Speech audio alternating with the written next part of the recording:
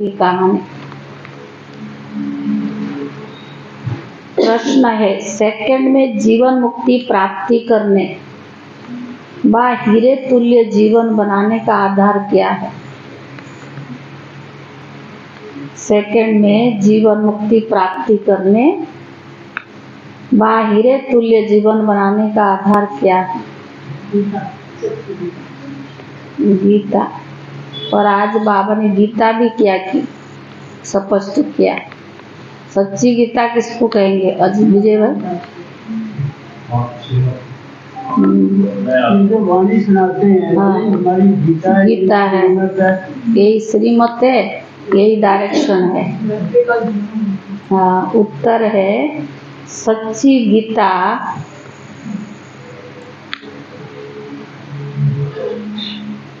जो श्रीमत भगवान उवाच है।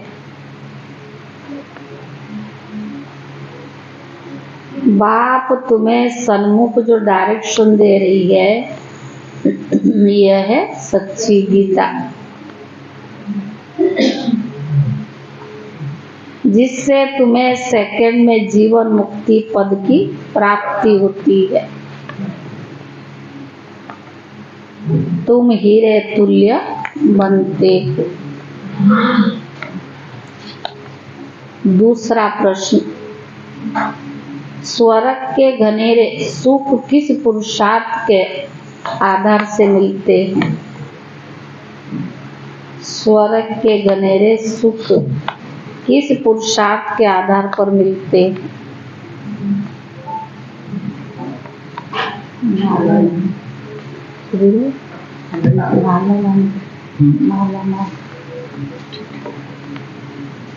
उत्तर है रोज की पढ़ाई और योग से। रोज की पढ़ाई और योग से स्वर्ग के घनेरे सुख मिल जाएंगे।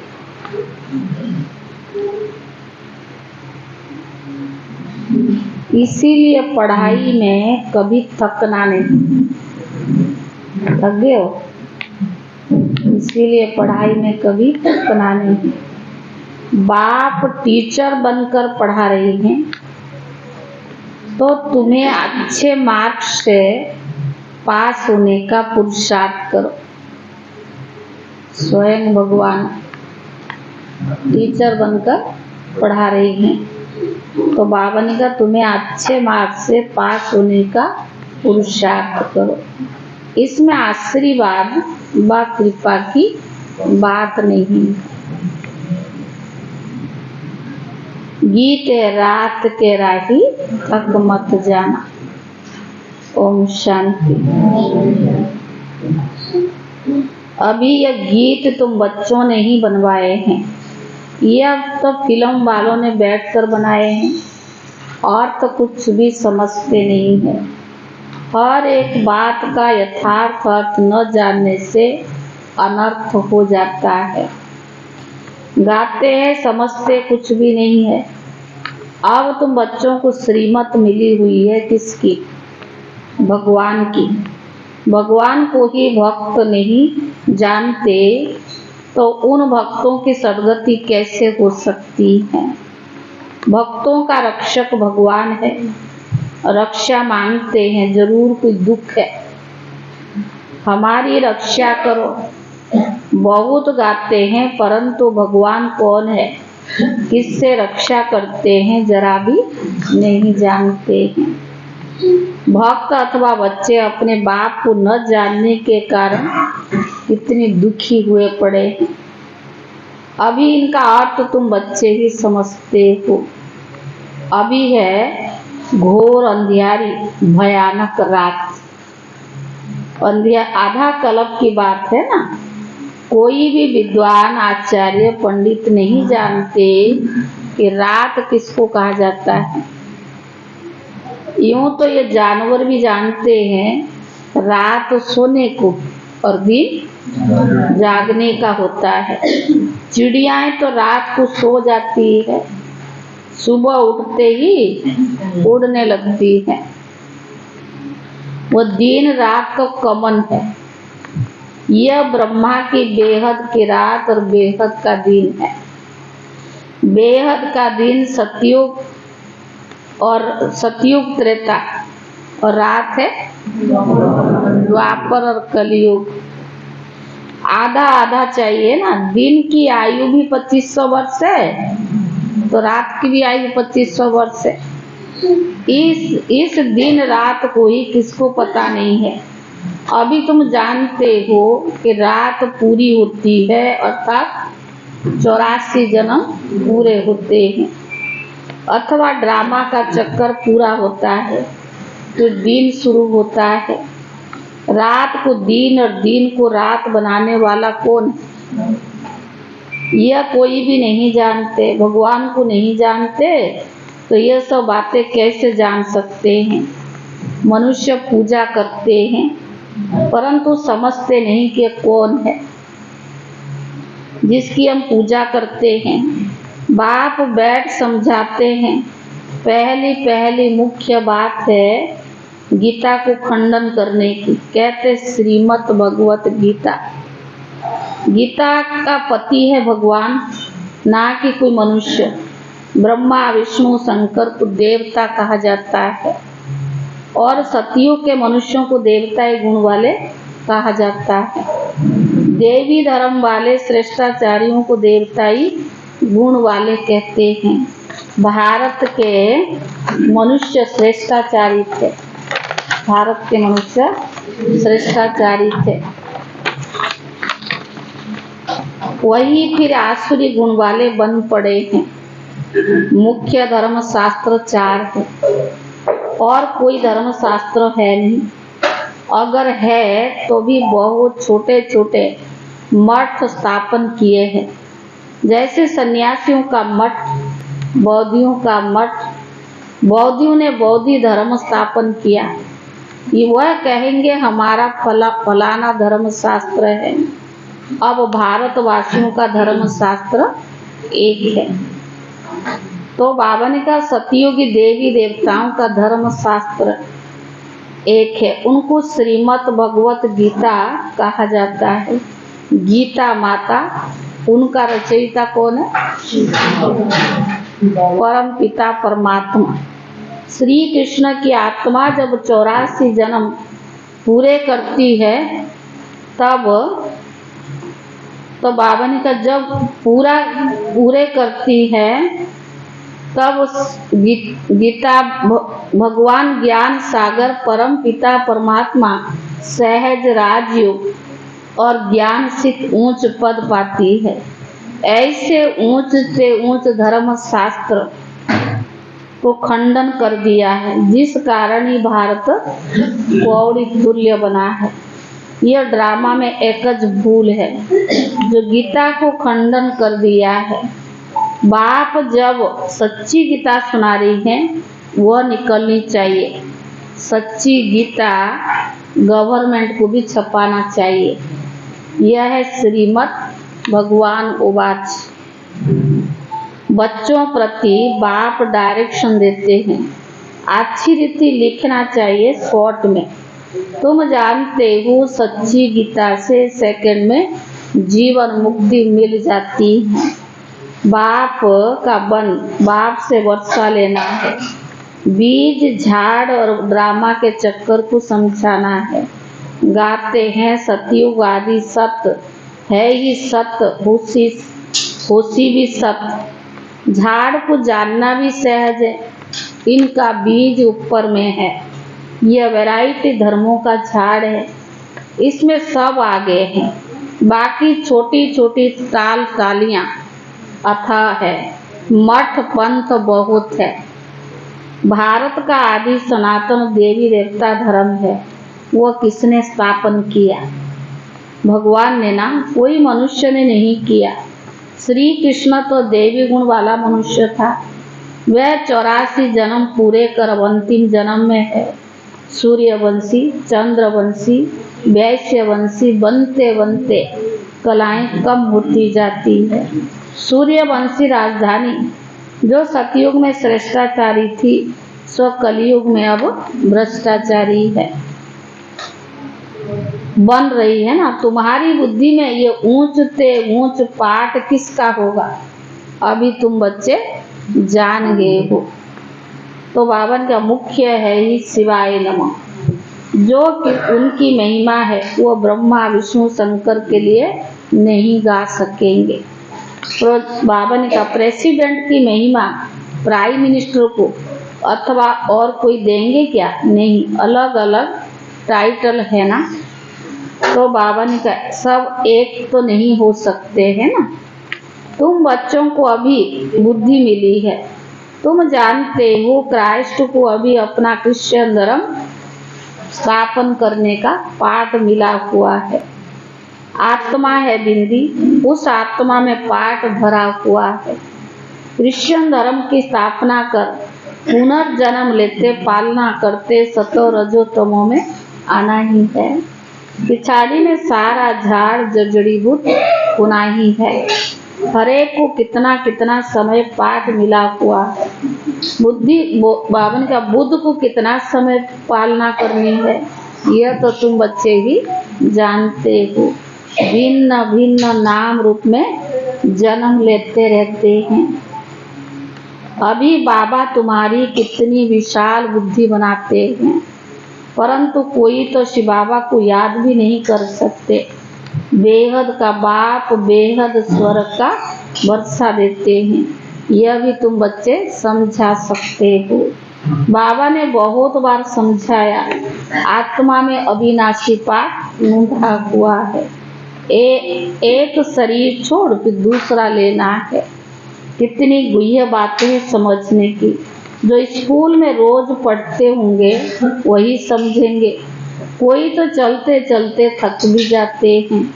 गाते हैं तो मात पिता हम बालक तेरे, बाप कहते तुमको स्वर्ग का सुख घनेरे देने का पुरुषार्थ करा रहे हैं, तुम थक नहीं जाना। इतनी ऊंच ते ऊंच पढ़ाई पढ़ना तुम छोड़ देते हो। कोई तो पढ़ाई छोड़ फिर विकार में चले जाते हैं, जैसे का तैसा बन जाते हैं। चलते चलते गिर पड़ेंगे तो क्या होगा, भले वहाँ सुख में है परंतु पद में फर्क तो है ना। यहाँ सब दुखी है, वहाँ राजा प्रजा सबको सुख है। फिर भी पद तो ऊंचा लेना चाहिए। पढ़ाई छोड़ दी तो माता पिता कहेंगे तुम लायक नहीं। अगर पढ़ते पढ़ते पढ़ाई छोड़ दी तो क्या कहेगा बाबा कि तुम लायक नहीं हो। तो बाबा ने कहा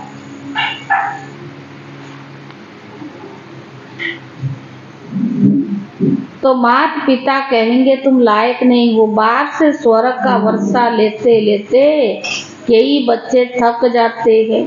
चलते चलते माया भी बार कर देती तो लौट भी जाते। चलते चलते माया बार करती तो लौट जाते हैं। जो जमा किया हुआ फिर वो ना हो जाता है। तो बाबा ने कहा बाकी क्या बनेंगे, स्वर्ग में भले जाएंगे लेकिन बिल्कुल साधारण प्रजा जाकर बनेंगे। बाप कहते हमारा बनकर फिर थक कर बैठ गए, ट्रैक्टर बन गए तो प्रजा में चंडाल जाकर बनेंगे। सभी तो चाहिए ना। स्वर्ग का मालिक बनते बनते अगर पढ़ाई को छोड़ देते तो उन जैसा महान मूर्ख दुनिया में कोई होता नहीं। लिखते भी है तुम माता पिता हम बालक तेरे, तुम्हारी कृपा से स्वर्ग के बहुत सुख घनेरे मिलते हैं, कृपा करो। बाप कहेंगे यहाँ कृपा की बात नहीं है। बाबा तो क्या है, मैं टीचर हूँ, पढ़ाऊंगा। पुरुषार्थ तुम करो अच्छे मार्क्स से पास होने का, बाकी मैं थोड़ी बैठ सब पर आशीर्वाद करूंगा। तुम योग में रहो तो ताकत भी मिलती रहेगी। अभी थोड़ी गद्दी पर बैठेंगे, सभी थोड़ी गद्दी पर बैठेंगे। एक दो के सिर पर बैठेंगे क्या। कहाँ सतयुग में। लेकिन यहाँ अगर पुरुषार्थ नहीं करेंगे तो सबको देखा, बाबा ने कई बार उदाहरण देते हैं। आईएएस ऑफिसर जो बनते हैं बहुत सारे थोड़ी बनते हैं, बहुत थोड़े, बहुत डिफिकल्टी होती है पढ़ाई में। तो बाबा ने कहा तो धर्म मुख्य है 4, शास्त्र भी 4 है, उनमें मुख्य है गीता, बाकी सब उनके बच्चे हैं। वर्षा तो माता पिता से ही मिलता है ना। अब बाप सन्मुख समझा रही है, सिर्फ गीता पढ़ने से थोड़ी राजाओं का राजा बन जाएंगे। बाबा ने तो गीता पढ़ी है परंतु उनसे कुछ होता नहीं है। यह सब है भक्ति मार्ग की शास्त्र। तुमको पुरुषार्थ कर 16 कला संपूर्ण बनना है। अभी तो तुम्हारे में कोई कला कोई गुण नहीं रहा। गाते भी है मुझ निर्गुण हार में कोई गुण नहीं। आप पे ही तरस बराई, हमको फिर 16 कला संपूर्ण बनाओ।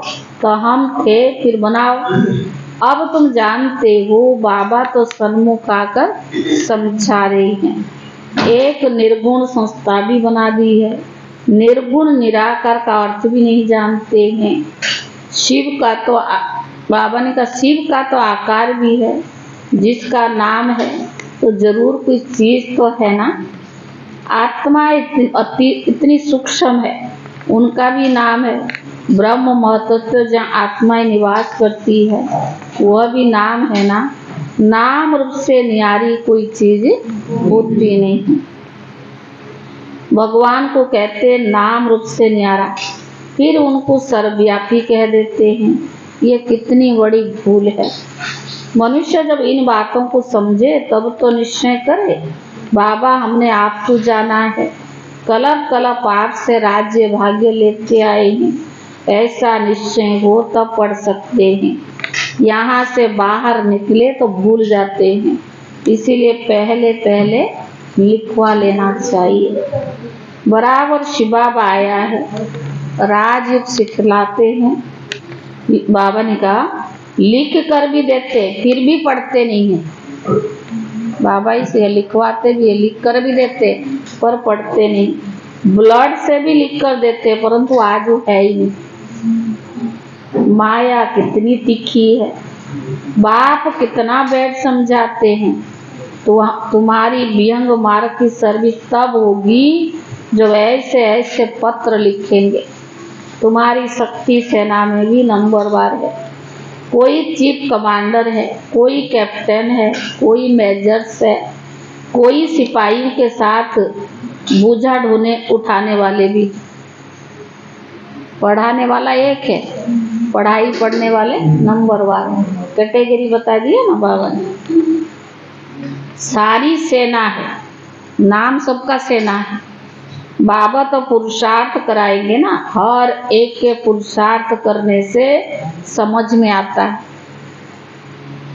ये राजा रानी बनेंगे, बादशाह साहूकार प्रजा में जाएंगे, यह साधारण प्रजा में जाएंगे, ये दास दासी बनेंगे। यह तो बिल्कुल सहज बाबा समझाते हैं। तो पहली मुख्य बात को उठाना है। बाबा कितनी ललकार करते हैं महारथियों को। तो विहंग मार्ग की सेवा के लिए विचार भी चलनी चाहिए। साकार मुरली है ना, तो बाबा कहते हैं सेवा को कैसे आगे बढ़ाएं, विहंग मार्ग की सेवा कैसे हो, उसके लिए बुद्धि चलनी चाहिए। अच्छा मीठे मीठे सिखी ले दे बच्चों प्रति मात पिता बाप दादा का याद प्यार और गुड मॉर्निंग। रूहानी बाप की रूहानी बच्चों को नमस्ते। और रूहानी बच्चों की तरफ से रूहानी बाप दादा को याद प्यार और नमस्ते नमस्ते। धारणा के लिए मुख्य सार। पहला ही पढ़ाई में थकना नहीं है। ऊंच ते ऊंच पढ़ाई रोज पढ़नी और पढ़ानी है। पढ़ाई में थकना नहीं है। ऊंच ते ऊंच पढ़ाई रोज पढ़नी और पढ़ानी है। दूसरा व्यंग मार्ग की सर्विस करने की युक्तियां निकालनी है। व्यंग मार्ग की सर्विस करने की युक्तियां निकालनी है। योग में रहे बाप से ताकत लेनी है। योग में रहे बाप से ताकत लेनी है। कृपा आशीर्वाद मांगनी नहीं है। कृपा आशीर्वाद मांगनी नहीं है। वरदान, वरदानों की दिव्य पालना द्वारा सहज और श्रेष्ठ जीवन का अनुभव करने वाले सदा खुश नसीब भव। वरदान है, वरदानों की दिव्य पालना द्वारा सहज और श्रेष्ठ जीवन का अनुभव करने वाले सदा खुश नसीब भव। बाप दादा संगम युग पर सभी बच्चों की 3 संबंधों से पालना करते। बाप दादा संगम पर सभी बच्चों की 3 संबंधों से पालना करते हैं। बाप के संबंधों से वर्षे की स्मृति द्वारा पालना। बाप के संबंध से वर्षे की स्मृति द्वारा पालना। शिक्षक के संबंध से पढ़ाई की पालना और सदगुरु के संबंधों से वरदानों की अनुभूति का पालना। एक ही समय पर सबको मिल रही है। एक ही समय पर सबको मिल रही है। इस दिव्य पालना द्वारा सहज और श्रेष्ठ जीवन का अनुभव करते रहो। इस दिव्य पालना द्वारा सहज और श्रेष्ठ जीवन का अनुभव करते रहो। मेहनत और मुश्किल शब्द ही समाप्त हो जाए तब कहेंगे खुश नसीब। मेहनत और मुश्किल शब्द ही समाप्त हो जाए तब कहेंगे खुश नसीब। स्लोगन, बाप के साथ साथ सर्व आत्माओं के स्नेही बनना ही सच्ची सद्भावना है। बाप के साथ साथ सर्व आत्माओं के स्नेही बनना ही सच्ची सद्भावना है। ओम शांति।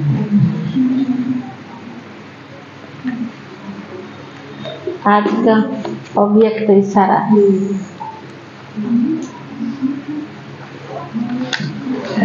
आज 26 अक्टूबर 26 है।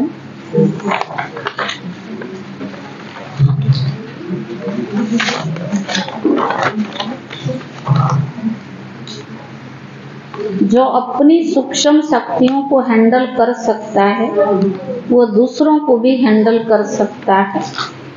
तो स्व के ऊपर कंट्रोलिंग पावर, रूलिंग पावर सर्वों के लिए यथार्थ हैंडलिंग पावर बन जाती है।